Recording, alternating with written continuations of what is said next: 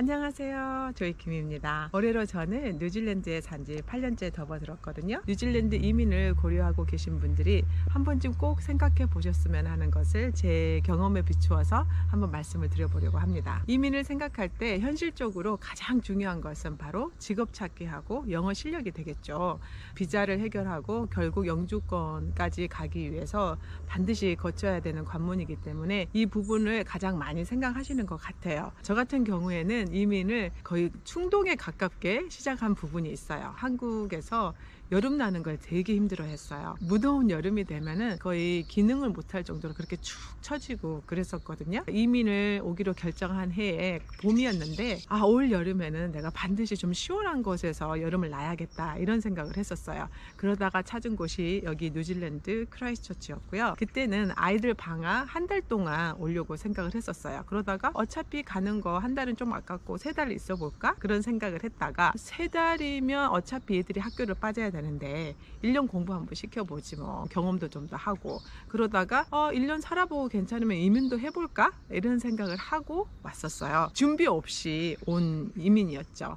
그래서 고생을 좀 했어요. 직업이 한국에서 영어 학원 원장이었기 때문에 여기에서 그 직업이 거의 쓸모가 없잖아요. 말도 잘 못하는 제 영어가 별로 소용이 없었고 뉴질랜드가 환영하는 기술을 하나도 가지고 있지 않은 거예요. 제가 식당에서 좀 일을 해보려고 했었거든요. 그런데 건강이 좀 받쳐주지 않아서 그것도 오래 못했었어요. 아들 둘을 데리고 있는 싱글맘이 직업도 없이 견디면서 굉장히 경제적으로 쪼달리고 힘들었었죠. 그런데 그때 그 어려움에도 불구하고 그 힘든 시기들을 견딜 수 있었던 이유가 뭘까 생각을 해보니까 딱 2가지로 귀결이 되는 것 같더라고요. 첫 번째로 제가 한국을 떠나오면서 잃을 것이 한 개도 없었어요. 제 이민이 굉장히 충동적이고 되게 무모해 보이잖아요. 한국을 떠날 때 저는 사실 다 정리를 했거든요. 집도 정리하고 뭐 은행이나 관공서 정리해야 될 것들을 다 정리를 했어요. 마치 영원히 돌아오지 않을 것처럼 그렇게 정리를 했는데 그런 데에는 이유가 있었죠. 제가 미련이 한 개도 없었어요. 한국에 사는 것이 안정적이고 행복한 삶을 살려면은 우리가 갖춰야 되는 것들이 몇 가지가 있잖아요. 첫 번째는 먹고 사는 직업적인 만족도가 있어야 되고, 두 번째는 가족이 좀 화목해야 되고, 사회적인 친분관계, 친구가 될 수도 있고 직장 동료가 될 수도 있고 그런 관계들이 있고, 내가 살고 있는 그 지역사회나 사회에 대한 소속감, 이런 것들이 우리의 삶을 좀 지탱해주는 근간들이 되잖아요. 근데 제가 이 4가지를 다 짚어보면 떠나는 게 어쩌보면 당연한 귀결같이 생각되는 부분들이 좀 있어요.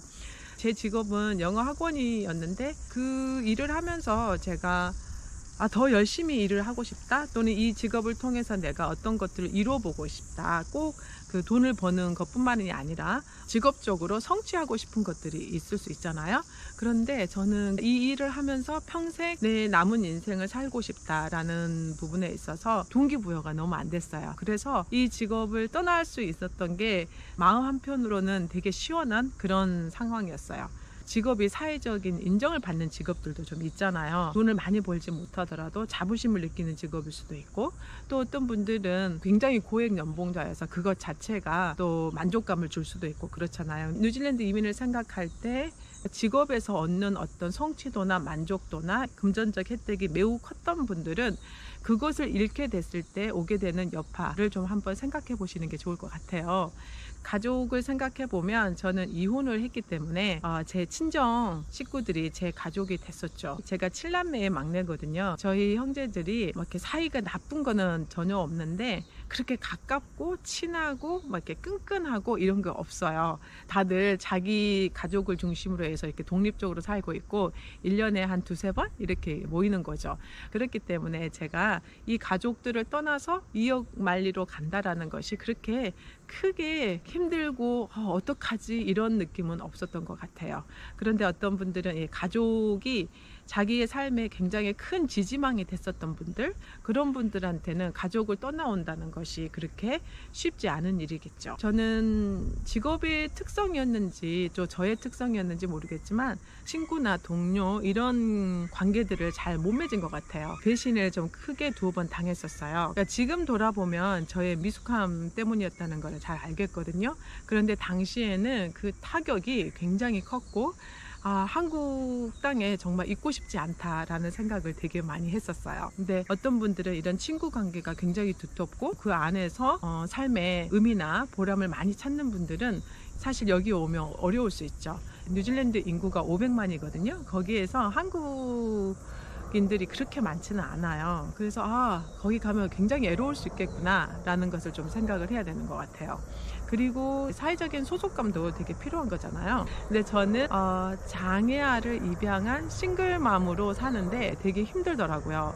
학교 모임에 가면 아빠가 뭐 하냐? 라는 질문하면 바로 또 이혼한 것이 드러날 수밖에 없었고, 시우는 특수반에 있었으니까 왜 특수반에 있는지 물어오고, 한국은 사람과 사람 사이가 굉장히 가깝고 또 그런 질문들을 하는 것이 관심의 표현이기도 하고, 그렇다 보니까 제가 말하고 싶지 않아도 그냥 드러날 수밖에 없었는데, 그런 게 좀 저는 힘들었던 것 같죠. 제 열등감이었을 수도 있고 괜히 혼자 느끼는 감정이었을 수 있지만, 내가 왜 이런 설명들을 좀 하고 있어야 될까, 이런 것 때문에 조금 힘들었던 것 같아요. 그래서 한국에 저는 미련이 하나도 없었다는 거, 그거를 말씀을 드리고 싶고, 뉴질랜드 처음에 이민 왔을 때 정착하는 과정이 되게 힘들었지만 여기에서의 고생이 한국에서의 고생보다 더 견딜만 했다? 이렇게 말씀을 드리면 더 맞을 것 같아요. 이민을 고려하실 때 한국에서 지금 잘 누리고 있는데 그렇게 놓았을 때 아쉬워지는 것들 있잖아요. 그런 것들하고, 그 다음에 뉴질랜드에서 새롭게 얻게 될 것들, 그리고 또 고생을 해야 되는 부분들 있잖아요.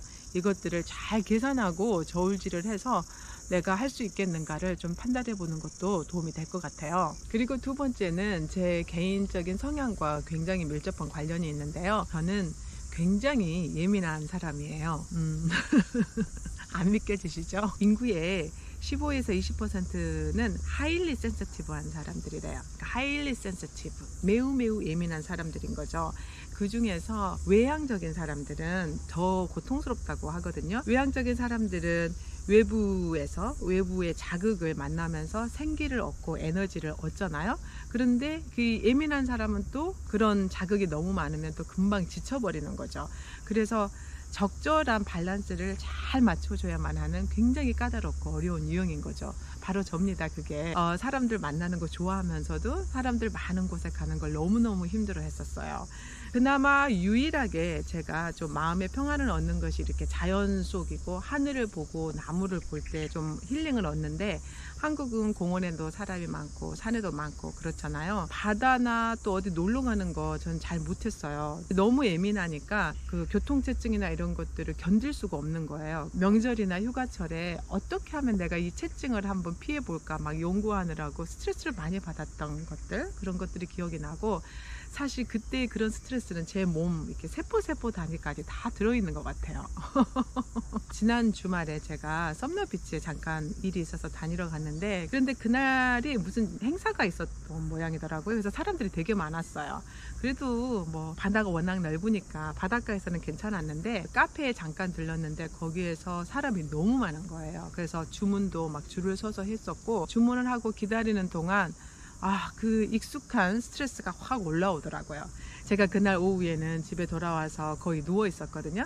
제가 한국에서 그렇게 늘 지쳐 있었어요. 우리가 어떤 일을 하려면 시간과 에너지를 들여야 되는데, 저는 아주 예민해서 지친 그 몸과 마음을 이렇게 회복시키느라고 제 시간과 에너지를 정말 많이 사용했던 것 같아요. 업무를 하거나 또 제 역량을 개발하는데 그 시간과 에너지를 사용을 못해서 한마디로 생산성이 매우 낮았던 그런 삶을 좀 살았던 것 같아요. 여기 뉴질랜드에서는 자연이 눈길이 가는 곳은 어디든 펼쳐져 있는 거예요. 아주 손쉽게 이렇게 아름다운 풍경들을 볼 수가 있으니까 이것이 저를 이렇게 지탱해주는 큰 힘이었던 것 같아요. 지금 여기가 어디냐면 아일람 가든이에요. 캔터베리 대학교 근처인데 크라이처치의 한 중간에 있죠. 여기 조용하죠. 새소리, 그리고 이거 벌레 소리인가요? 매미 소리인가요?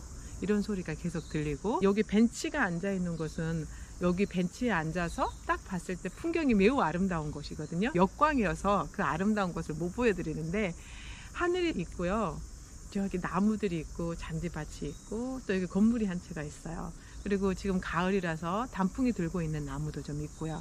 그래서 이런 것들을 보면 내가 정말 잘 왔구나 이런 생각해요. 내가 살아있다는 것에 대한 감사함이 넘치고, 또 나 자신을 여기까지 데리고 온 나 자신에게 고마운 마음도 좀 생기고, 이런 감사의 마음들이, 기쁨이 늘 샘솟거든요. 에너지가 차오르고. 그래서 그런 힘든 시간들을 잘 견뎌왔던 것 같아요.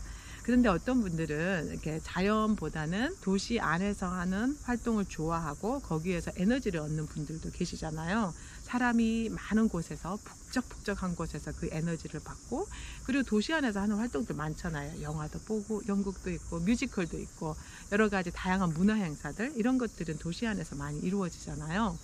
그래서 그런 것들이 더 본인의 삶에 활기를 주고 에너지를 준다면 뉴질랜드는 조금 어려울 수 있는 것 같아요.